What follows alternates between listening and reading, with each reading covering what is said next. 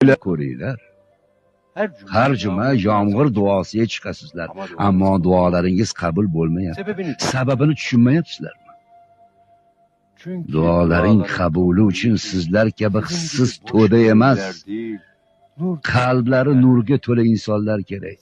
Siz va siz kabilar aybni o'zingizdan emas, boshqalardan qidirasiz.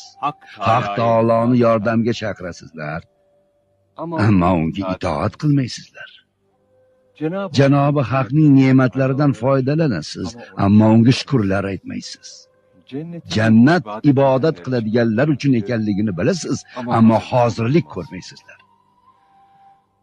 Ajdodlaringizga nima bo'lganini bilasizlar-ku, ammo ibrat olmaysiz.